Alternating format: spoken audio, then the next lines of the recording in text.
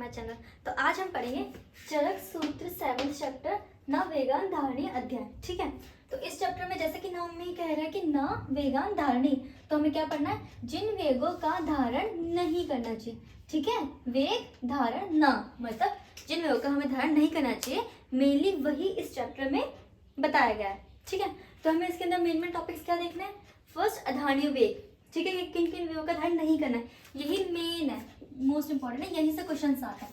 ठीक है, फिर नेक्स्ट और भी टॉपिक्स है कुछ कुछ, जैसे धारणीय वेग किनका धारण करना है, व्यायाम के बारे में बताया गया है। फिर पादांशिक क्रम है, प्रकृति, मलायन, दोषों का निर्हरण काल, आगंतुक रोगों की चिकित्सा, आप्तोपदेश और दधि का वर्णन। ठीक है, तो चलो स्टार्ट करते हैं। अब हम देखते हैं अधारणीय वेग। तो अधारणीय वेग चरक ने कितने माने? 13, और वाग्भट ने भी अधारणीय वेग माने हैं 13। ठीक है, चरक वाग्भट दोनों ने 13 माने। बट इंपॉर्टेंट क्या है कि आपको ये ध्यान देने की जरूरत है कि चरक ने उद्गार माना है, वाग्भट में उद्गार को ना मान के कास को माना है। ठीक है आपको ये ध्यान रखना है, इंपॉर्टेंट है, यहाँ से क्वेश्चन आता है। 4 ऑप्शन दिए होंगे, लिखा होगा कि वाग्भट ने इनमें से कौन सा अधारणीय वेग नहीं माना है। ठीक है, तो उसने उद्गार नहीं माना और कास माना, उद्गार की जगह माने तो उन्होंने 13 ही है। ठीक है, तो देखते हैं कि कौन कौन से माने, ये इंपॉर्टेंट है। ठीक है, 13, इसको मैं बताऊंगी कैसे याद रखना, इसकी ट्रिक बताऊंगी। पहले देख लीजिए, मूत्र पुरुष रेतस्वाद छर्दी शब्द उद्गार जिह्वा शुद्ध पिपासा बाष्प निद्रा निश्वास। ठीक है, इसका मीनिंग पता होगा आप लोगों को। मूत्र पुरुष, रेतस मतलब शुक्र, फिर वात मतलब अपान वायु। ठीक है, छर्दी शब्द, छर्दी मतलब वमन, शब्द मतलब छींक, उद्गार मतलब बेल्चिंग या डकार, जिह्वा मतलब योनि, शुद्ध पिपासा भूख प्यास। ठीक है, बाष्प मतलब आंसू, निद्रा मतलब नींद, निश्वास मतलब श्रमजन निश्वास, जैसे बहुत ज्यादा हम काम करते हैं उसके बाद तेज की जो सांस, गहरी सांस लेते हैं ना, वो। ठीक है, निश्वास। अब देखो से कैसे याद रखना, जो सबसे पहला है मूत्र पुरुष रेतस वातस, ये चारों अधोमार्ग से गति होती है कि ना, नीचे से इनकी गति होती है, पुरुष की भी, मूत्र की भी, शुक्र की भी और वायु की भी। ठीक है, तो ये हो गया अधोमार्ग वाले, इनको ऐसे याद रखना आपने कि 4 तो है अधोमार्ग के। ठीक है, मूत्र पुरुष रेतस वायु। अब आता है छर्दी शब्द उद्गार जिह्वा, ये क्या है? 4 मुंह वाले, उध्रव गति। ठीक है, 4 ऊर्ध्व गति वाला है, जिनकी मुंह से गति होती है।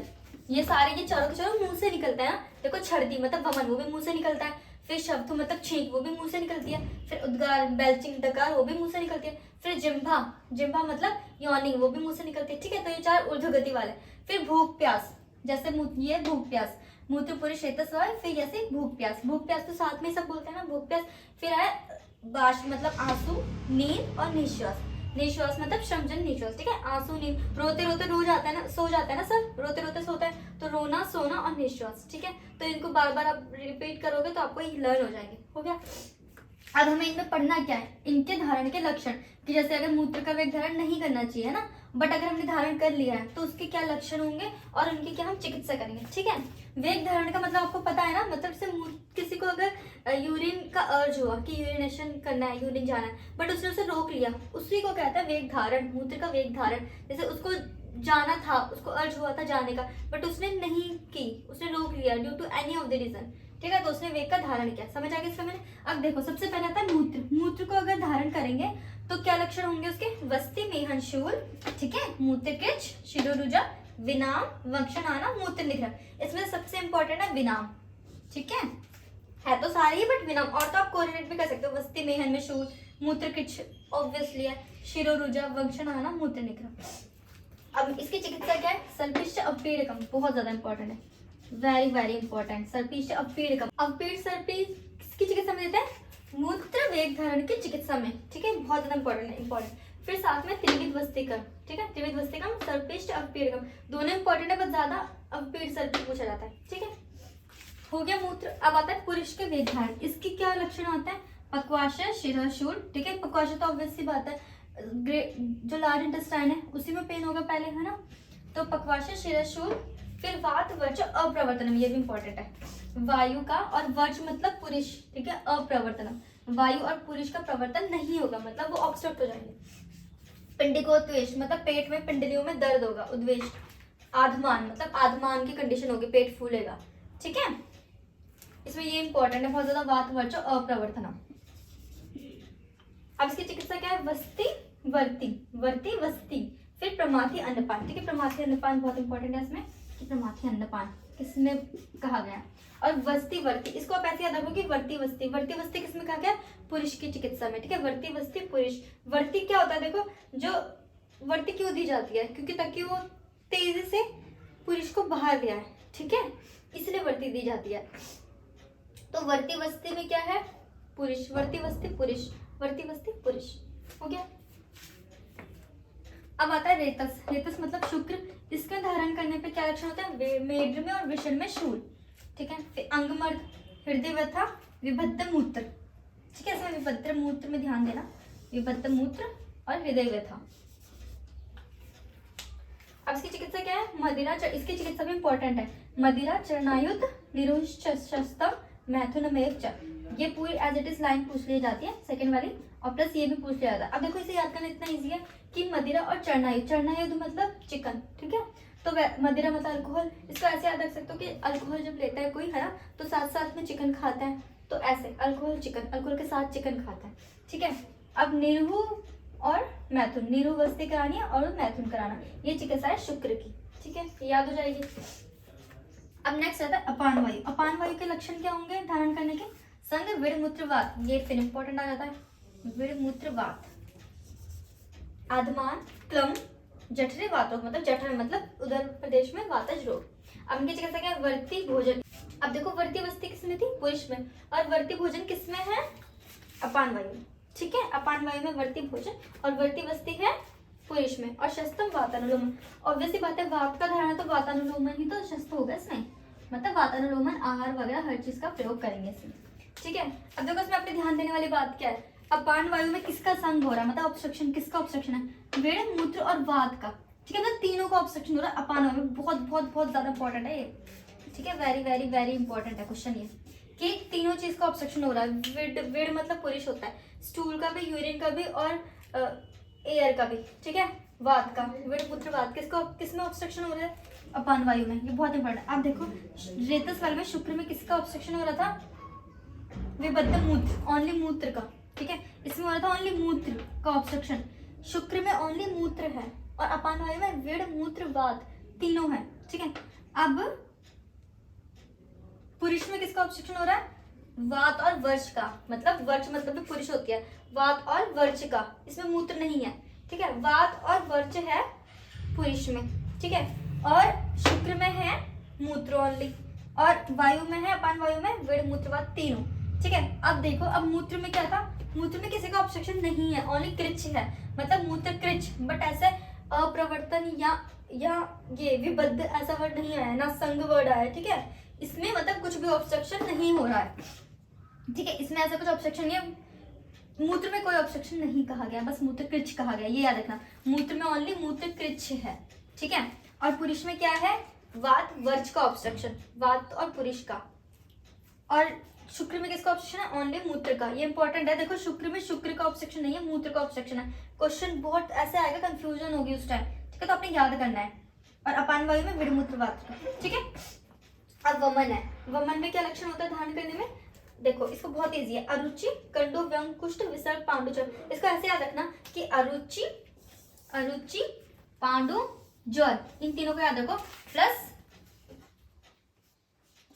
त्वचा के रोग, त्वचा के रोग में कंडू, व्यंग, कुष्ठ, विसर्ग आता है, ठीक है, तो इजी है। इसका क्या होता है, बहुत ज्यादा इंपॉर्टेंट है, चिकित्सा, फर्स्ट वाला पॉइंट कि भुक्त्वा प्रच्छर्दनम, खाना खिला के उसका छर्दन कराना, वॉमिटिंग कराना, ठीक है, वमन में भुक्त्वा प्रच्छर्दनम बहुत इंपॉर्टेंट है। फिर रक्त मोक्षण कराएंगे, क्योंकि स्किन के डिसऑर्डर, विसर्ग आ रहा है, विसर्ग है, कुष्ठ है, तो रक्त मोक्षण कराएंगे। फिर धूम, लंघन, रुक्ष, स्तनपान, व्यायाम, विरेचन, ठीक है, तो ये हो गया आपका।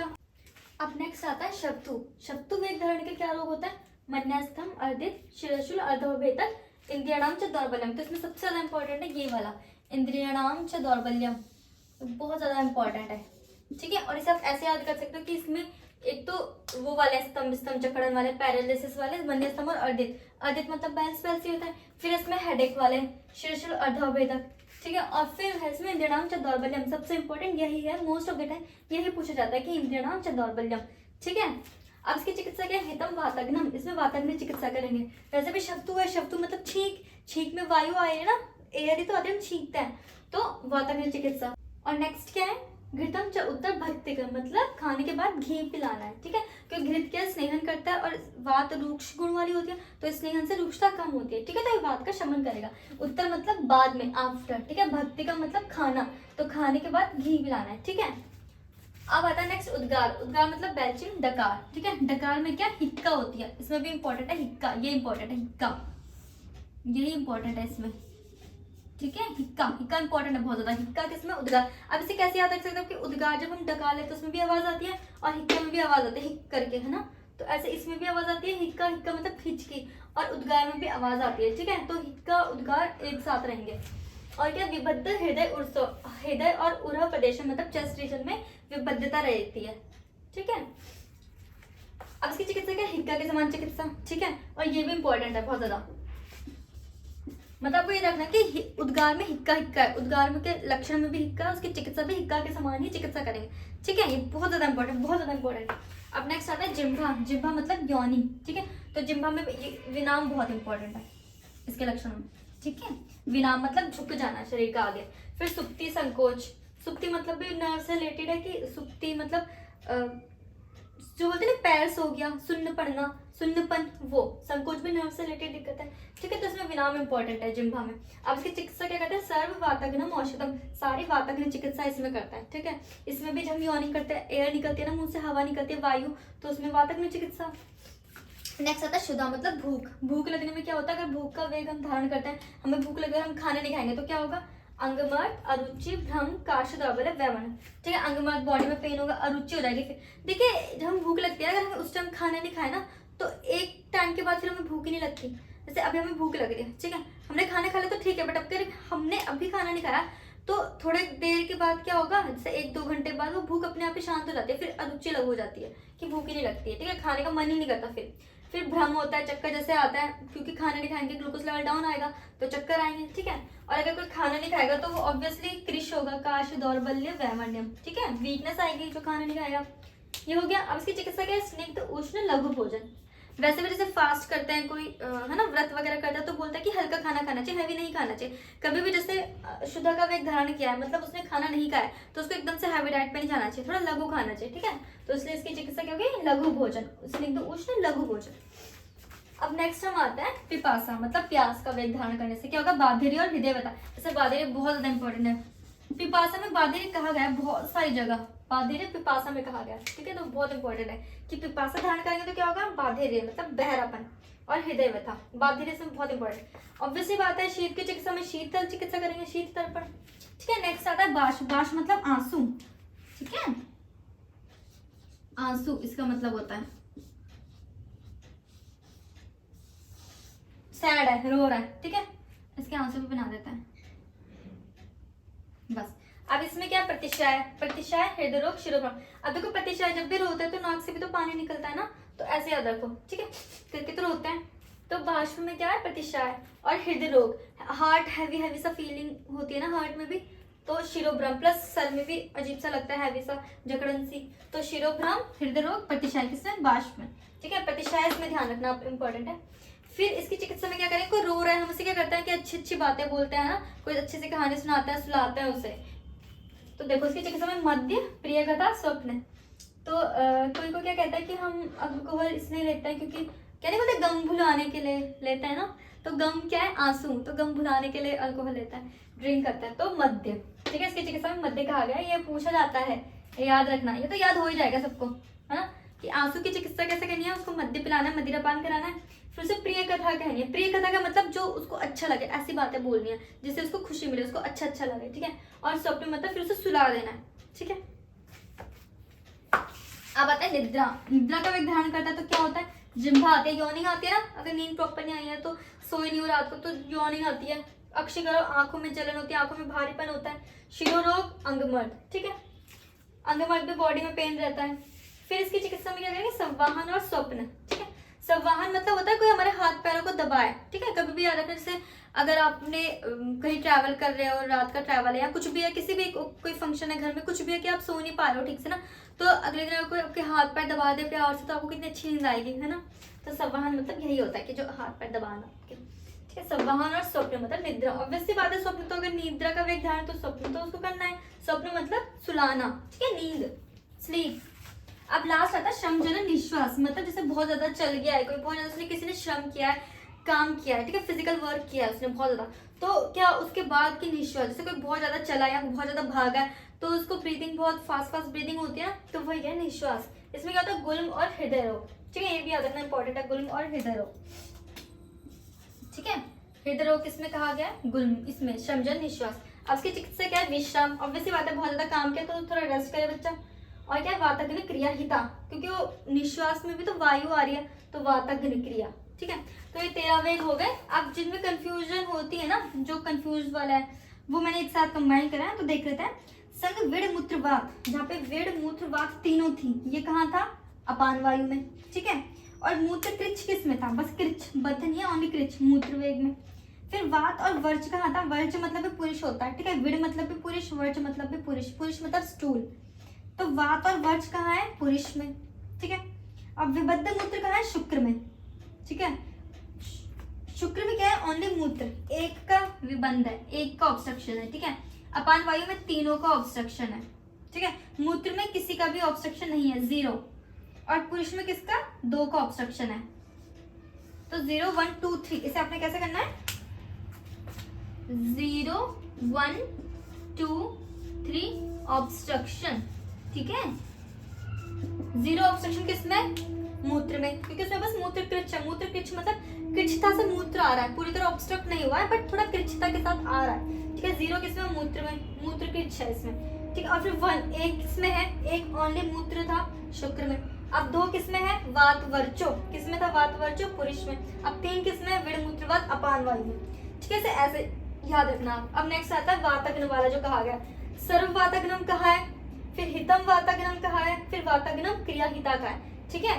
हितम वाताग्नम किसमें, अब देखो सबसे पहले देखो सर्व वाताग्नम किसमें कहा है, सर्व वाताग्नम औषधम कहा गया जिह्वा में, ठीक है। हितम वाताग्नम कहा गया, हितम वाताग्नम आद्यम, ठीक है, या ओनली हितम वाताग्नम याद करोगे वो भी चलेगा, किसमें, शब्दों में मतलब छींक में। और वाताग्न क्रिया हिता किसमें कहा है, निश्वास में, श्रमजन निश्वास में, ठीक है। इसे कैसे याद रखना है आपने, देखिए सर्व जहां वर्ड आ गया ना, अगर सर्व तो आएगा इसमें जिह्वा, ठीक है, जिह्वा आएगा। ऐसे याद रखो कि क्लास में है ना, पढ़ाई कर रहे हो, लेक्चर हो रहा होता है, बोरिंग लेक्चर, तो सारे बच्चों को यॉर्निंग आती है ना, यॉर्निंग तो सभी बच्चों को आती है मोस्टली क्लास में या कहीं भी, जब बोरियत होती है ना तो सभी को आती है जिह्वा, यॉर्निंग जब बोर हो रहे होते हैं, तो इसमें सर्व वर्ड आ गया तो क्या आएगा, जिह्वा, ठीक है। अब अगर हितम आ गया, हितम तो छींक, छींक, ठीक है, हितम आ गया तो छींक। हितम को आप ऐसे याद रख सकते, जैसे बोलते हैं ना कि एक छींक अच्छी नहीं है, 2 छींक कंटिन्यू करो तो अच्छी है।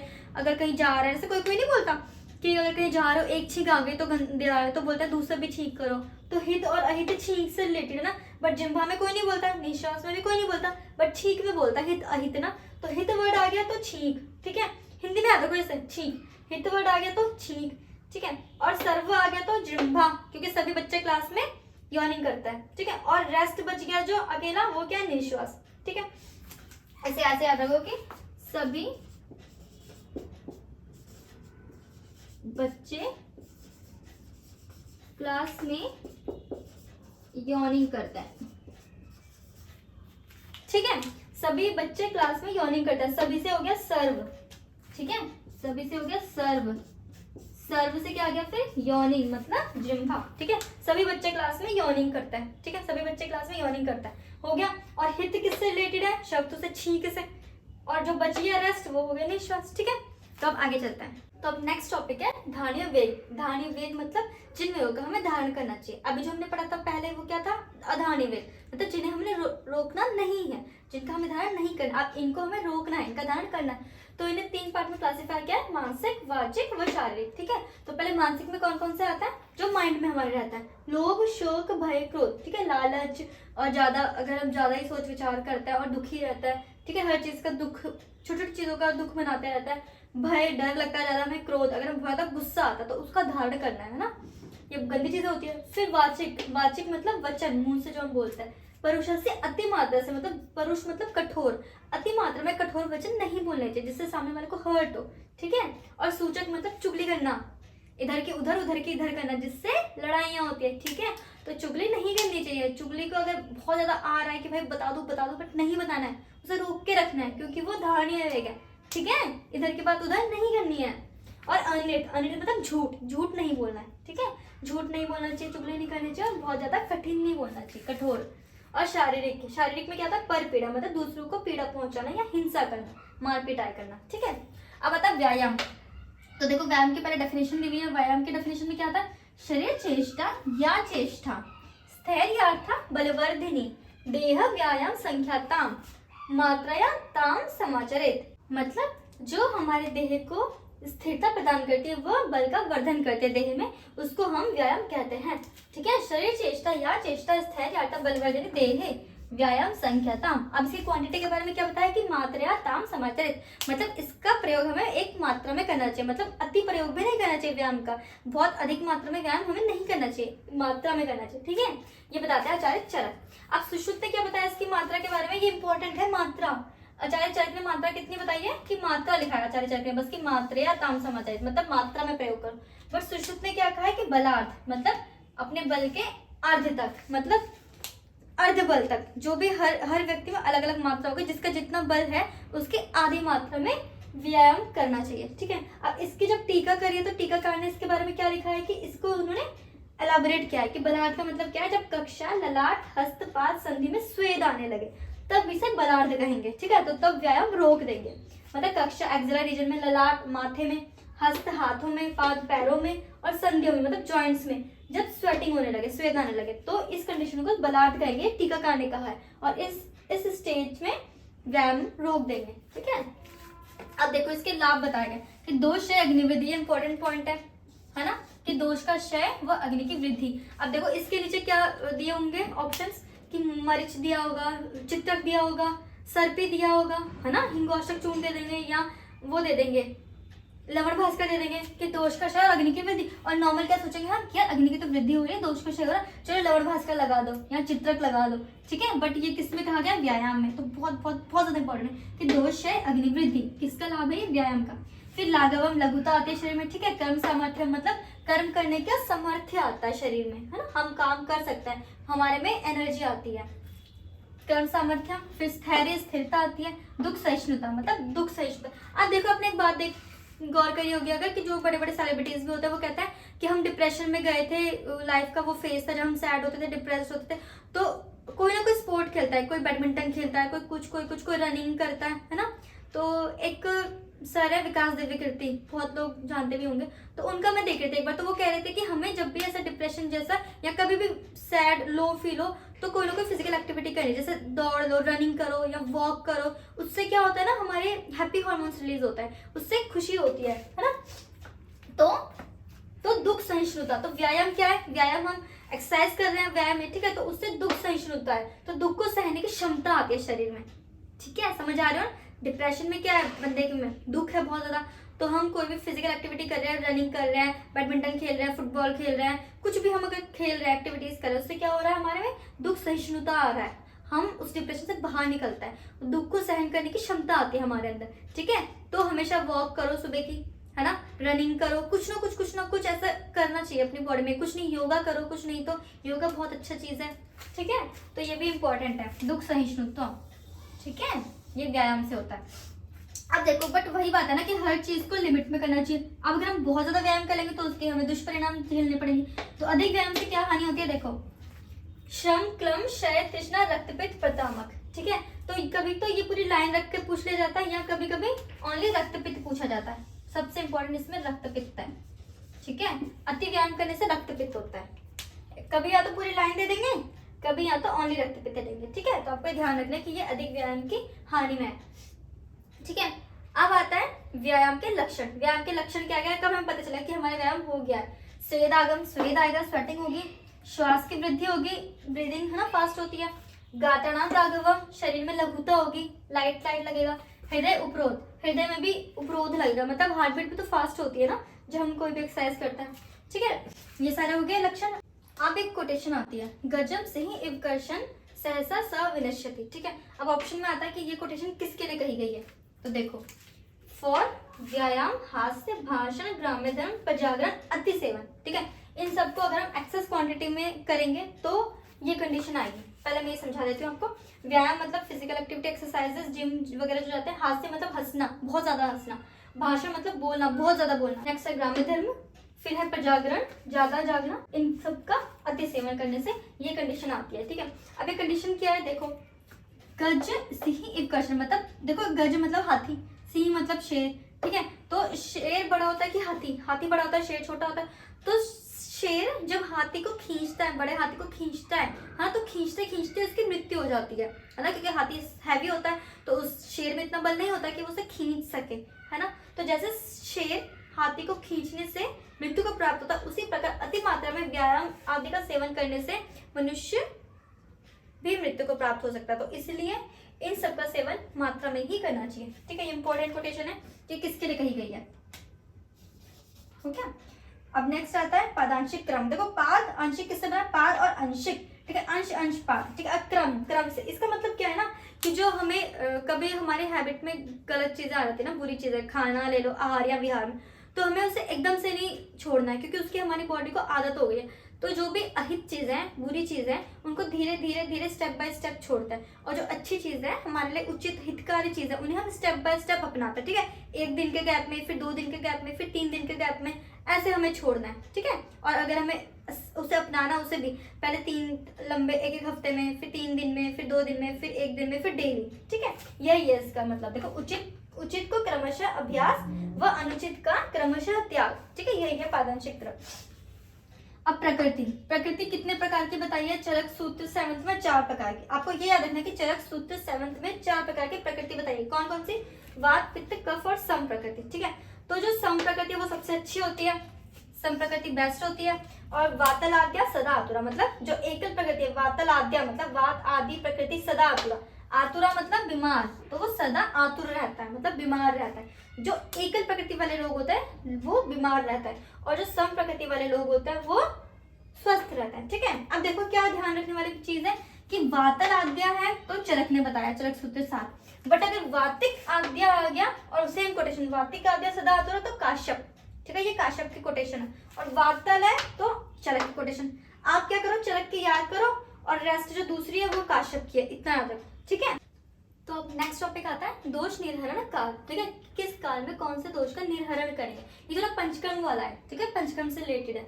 तो अब देखो इसमें क्या बताया, इसमें ऐसे कोटेशन है कि माधवे प्रथमे मासे कफ, और नभस्य प्रथमे वात, और सहस्य प्रथमे पित्त। ठीक है, तो एग्जाम में ऐसे आएगा माधवे प्रथमी मासे, इसमें किस दोष का निर्हरण करेंगे, तो ऑप्शन होगा वात, पित्त, कफ, या सारे, या नन। ठीक है, तो कफ, नभस्य प्रथमे है। ठीक है, ऐसे सारा। अब देखो ये कौन सा मास होता है, माधव प्रथम मास, ये होता है चैत्र मास। और दूसरा क्या होता है, नभस्य प्रथम श्रावण, और सहस्य प्रथम होता है अगहन। ठीक है, ये तीनों के मास पता चल गया आपको, मंथ के किस किस मंथ के लिए कोटेशन आई है। अब देखो, अब इसमें क्या करेंगे, कफ का, नभस्य वाले में वात का, सहस्य वाले में पित्त का। ठीक है, प्रथम में है, ठीक है, मतलब सहस्य के प्रथम मास में, नभस्य के प्रथम मास में, माधव के प्रथम मास में। ठीक है, ये है, इसका मीनिंग समझ आ गया आपको। अब देखो इसका मैं आपको ट्रिक बता रही हूँ, चैत्र श्रावण अगहन का।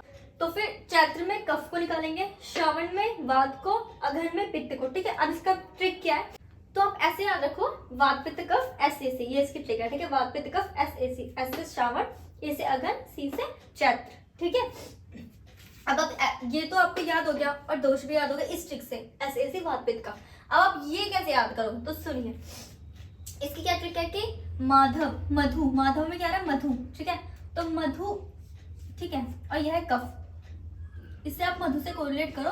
और कफ, जब हमारे गले में कफ होता है, सर्दियों में खांसी होती है, कफ होता है गले में, तो हम क्या लेते हैं, मधु।